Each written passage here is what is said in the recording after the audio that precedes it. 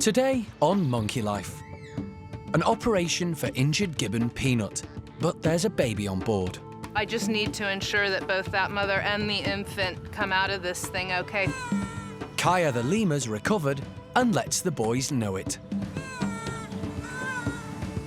And playtime for the Bachelor chimps, but Sammy opts for the housework.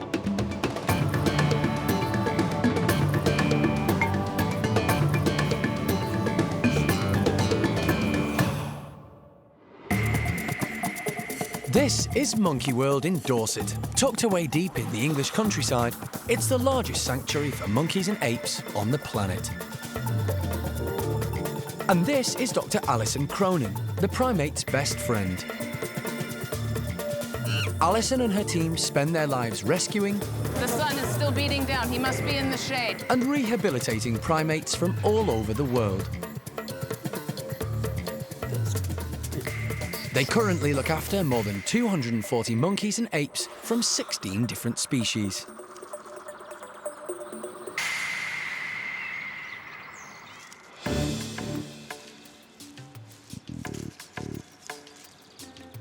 Monkey World is primarily a rescue sanctuary, but is also involved in important breeding projects, helping preserve some of the world's endangered primates. This morning, keeper Leanne has had some worrying news about golden-cheeked gibbon Peanut, one of the lesser apes bred at the park. A keeper went down first thing this morning and checked on Peanut and Pung Yo, and unfortunately we found that Peanut's actually got an injury.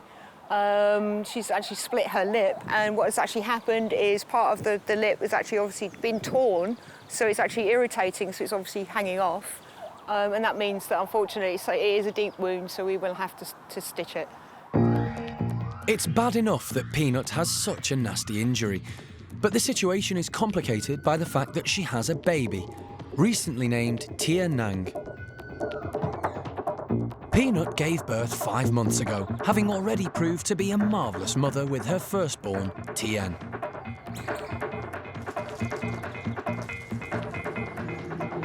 Peanut and her partner, Pung Yo, are a real success story for the park. She was rescued from the home of an exotic bird smuggler in Cambridgeshire. And he came from the Taiwanese pet trade.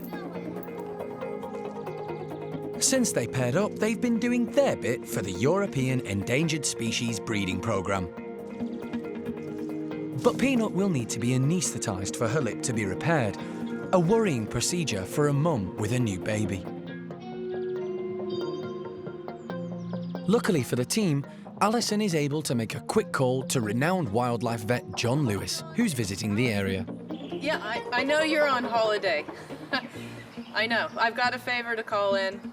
You know, really, it's not a big deal to stitch up her lip, but with that infant clinging to her as well, there's issues of the anesthetic. You don't want the baby to get too drunk. We want to make sure it's gentle and nice as possible so that when she wakes up, she's still happy with her baby. Too many things to go wrong, so I'm calling in a favour from John Lewis, and of course, he's good as gold. He's always been such a tremendous help. He'll be here in an hour.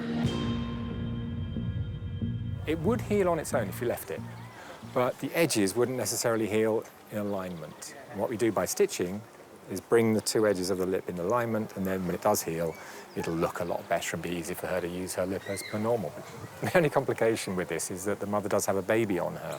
Now, generally, if you anaesthetise the mothers, with babies at this age, the babies will stay on the mother while you work on it. And if you pull the babies off, that's when they'll start screaming, and that noise tends to wake the mother up. So we'll just leave the baby on if it's happy. John's decided it'll be less stressful for Peanut and Tia Nang to do the operation in a back bedroom at the Gibbon house, and not at the hospital. So Animal Director Jeremy collects and sets up all the necessary equipment. Jeremy has darted Peanut with a tranquilizer, because the gibbons have yet to be trained to take hand injections for anaesthetic purposes. Pulse is about 60. It's the breathing I'm more concerned about. With Peanut sedated and Tia Nang clinging on tight, John examines the wound. It's a very, very vascular area. In other words, there's lots of rich blood supply there. So wounds tend to heal quickly, and sterilising the mouth is quite a problem. And of course, this goes right through into the mouth. 25 breaths a minute. Which is good. Later, the keepers wait anxiously for news as John delicately attempts to repair Peanut's torn lip. That is the last stitch, actually.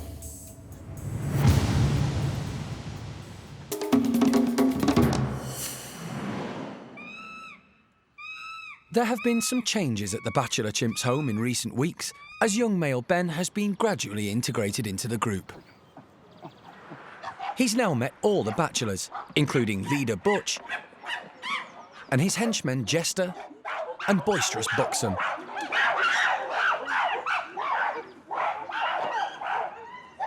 As well as renewing old friendships with nursery pals, Seamus and Turkish Charlie. The move has been a success. Ben settled in well with the fun-loving bachelors who've welcomed him to the fold. Butch and the boys are a fairly sociable and active lot, and the care staff enjoy coming up with ways to keep them entertained. Today, Hannah has a plan. This morning we've got a bit of a treat for the boys. We've got a couple of jellies and ice lollies made up. I've actually got 28 litres of jelly in each tub that we've made. So, yeah, look at it wobble. Enormous frozen fruit-laden lollies and giant jellies aren't the only surprise on offer today.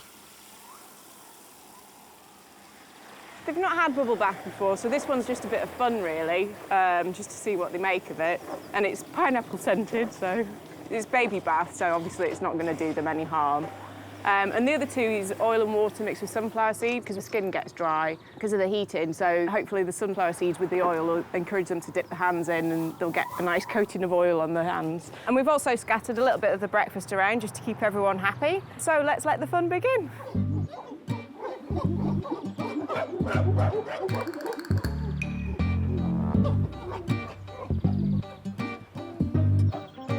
The chimps don't disappoint. Sammy starts off by showing Ben how to stir things up, and the youngster's keen to get involved.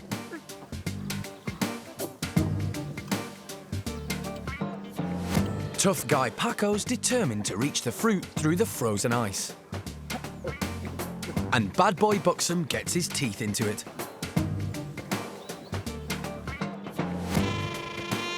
Low-ranking Gypsy investigates the oil and seeds, but backs off when the more dominant and puffed-up Paco turns up wanting the bucket to himself. On the platform, Jester is trying his first taste of jelly.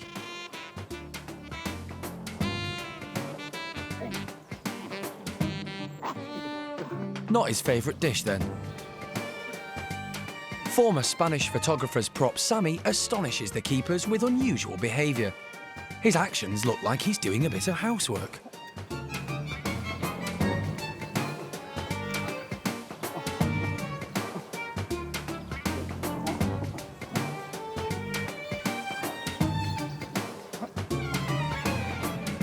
Later, more laughs with the bachelors, the jelly,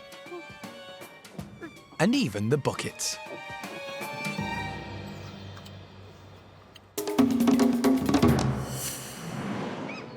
Coming up, Kaya bounces back, and anxious moments for Peanut and her baby. This is just a lot of little stitches.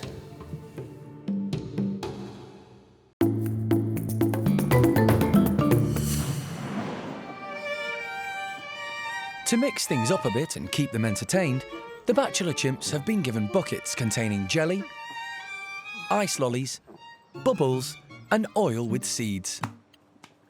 And newcomer Ben is enjoying taking part, but it looks like it's every chimp for himself.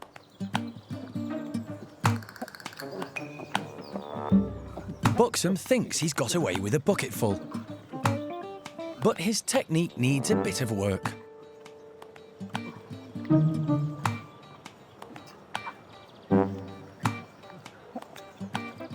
Keen on keeping things clean, Sammy's found a new bucket, but all the floating sunflower seeds are a little irritating.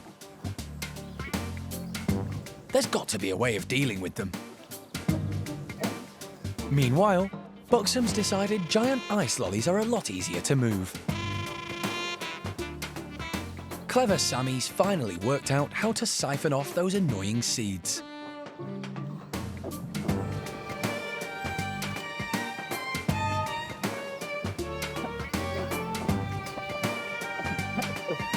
And Jester, well, he's quite happy with the buckets, even if they are empty.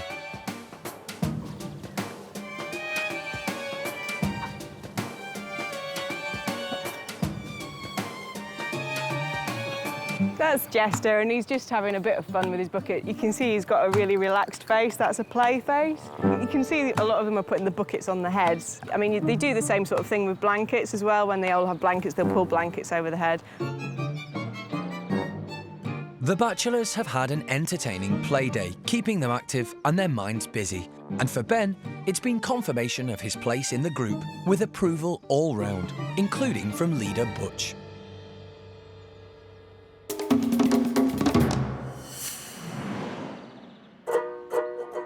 Keeping the primates at the park engaged and encouraging the kind of behaviours they might display in the wild is all part of their rehabilitation.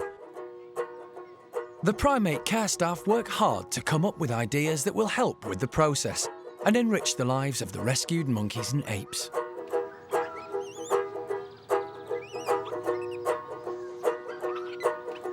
Regular donations of toys and other recreational playthings are a real bonus. The different species of monkeys and apes will find their own way to play and investigate new objects. But the one thing they nearly all have in common is the desire to find out if there's food inside.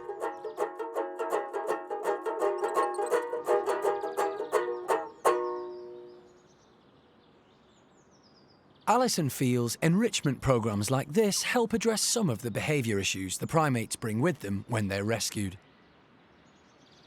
Once we get any of our rescued primates back here to the park, I always try and get all of our primate care staff to sort of turn the problem on its head, if you will.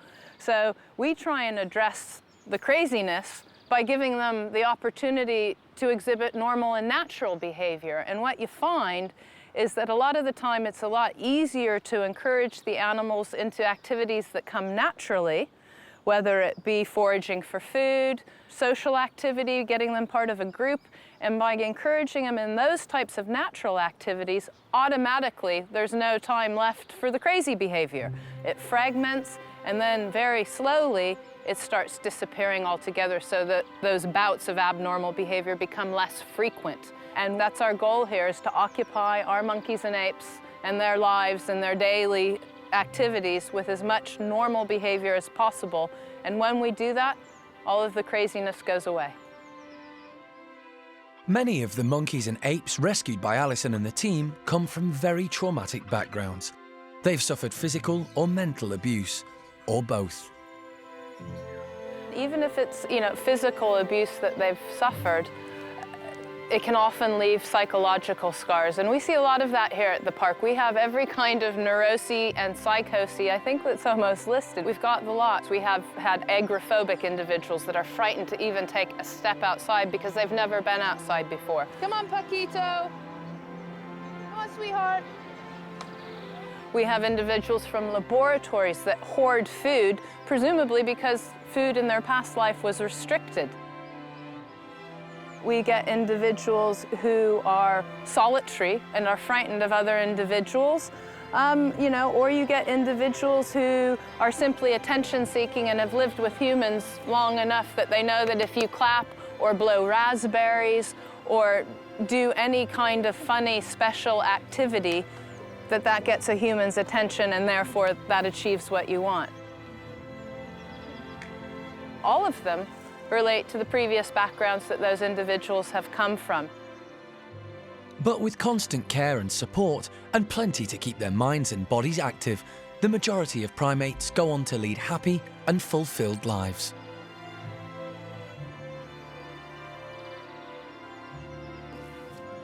What we do is we give them the keys back to their lives again and say, right, here's a family group, here's all appropriate food, here's a more appropriate environment, and see if we can bring out all of those intrinsic innate behaviors that come natural to either a capuchin monkey or a chimpanzee, And by giving them the tools, the right environment to do so, a lot of those natural behaviors come out.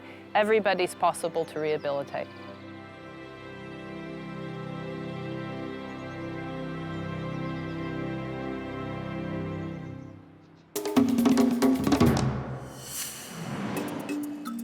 Young lemur Kaya's at the start of her rehabilitation, but she's been separated from her group to recover from a wound to her groin, inflicted by another lemur. What happens with this, like, when they freak out, they tend to run away, and someone else might have thought she was either attacking them or panicked as well, and their first instinct is to bite. She's had dominant female fennel to keep her company, but the injury was a setback to her integration into the main group. We'll sort of start all over again and see how we get on, but at least she's now met all these lemurs. She knows there are other lemurs other than her and fennel in the world, so, and she seemed to be doing well up until now, so hopefully it's just a small setback. Now she's better, Toby and Donna from the primate care team have taken her back to the enclosure at Malagasy. She's settled down, she's got to know what an outside is, she's learnt how to use the cat flap and move in and out of the house properly, so we're hoping she's a bit more settled and that she won't freak out as much this time when the boys go in to see her. The boys are the 8 male ringtails, usually bossed about by fennel, because female lemurs are always the dominant sex. But Kaya has never lived with other lemurs and doesn't know this yet. Her injury happened during the first attempted introduction, so the team have changed tactics, and this time they're going to introduce Kaya to the males in stages. They're using the small pens at the back of the main enclosure, where ruffed lemur Blue normally lives. It's all a bit exciting for Kaya, who is very vocal. But if it goes well, Kaya, Fennel and the boys will soon all roam free in the great outdoors. We don't know quite how it's going to go at the moment because the public can walk through the enclosure as well, and Kaya's the only lemur that we've got that is human orientated. So we're just going to have to see how that goes, take it slowly, but hopefully she will be able to range in this nice enclosure.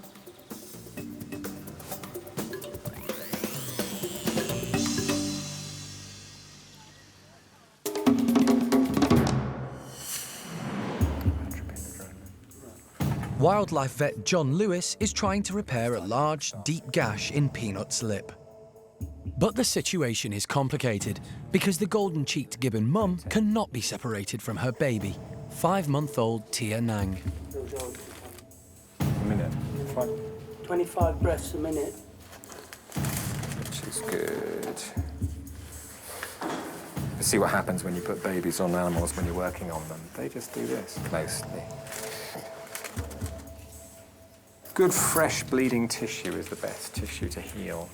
So I'm just going to literally scrape off the little bit of dead tissue on the surface, which has happened since it's been wounded and drying. That just, speeds up the healing a little bit more. Keepers Colin and Marcia wait anxiously outside. They're worried because no one likes to anaesthetise a breastfeeding mum. This is just a lot of little stitches.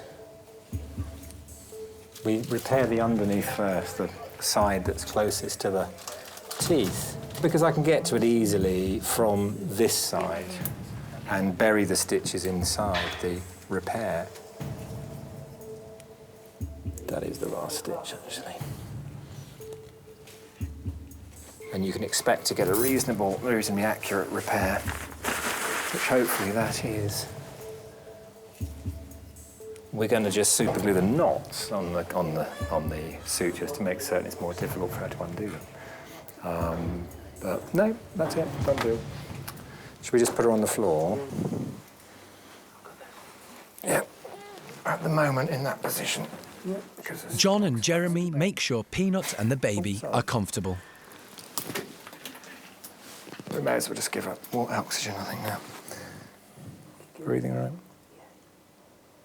Mm-hmm. We're actually going to wake her up. We're going to reverse one of the drugs used to knock her out in the first place. The gas, she's not actually receiving any anaesthetic gas now, just oxygen. That's all pretty much gone.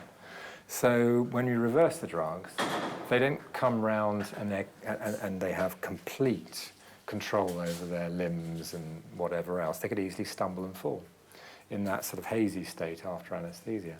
So if we put her up here and she stumbles, she could fall flat on the deck, not only injure herself, but obviously injure Junior as well. And if she tries to climb from here up to there, she could easily miss and crash down to the ground. So you're better off starting on the ground. And when she feels happy enough to climb up, she'll do it on her own. That'll be a bit more on the twitch then. As Peanut begins to come round, John and Jeremy quietly leave the bedroom so she can wake up in her own time. Hey. Peanut is still a bit groggy, and Tia Nang still hasn't let go. Can we radio Alice and just tell her Herbert in here is getting up?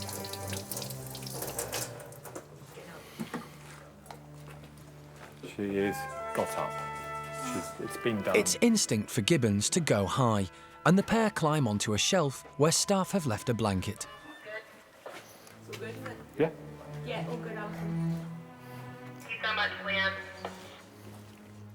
The primate care team will keep an eye on Peanut for the next few hours, but John is pleased with how the operation went. I think the wound looks like a bite. It's a very clean bite, but that's a bite. And stitching it, it would heal on its own, but you get a very distorted lip. So we just speed things up and make the repair more accurate. So yes, why not? That was a good job.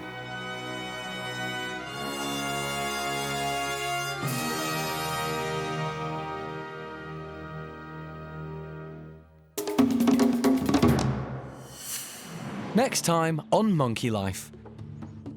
A designer jacket for Bruce the Capuchin. So I've made my little dressing in advance. And a wild bedtime for the chimps.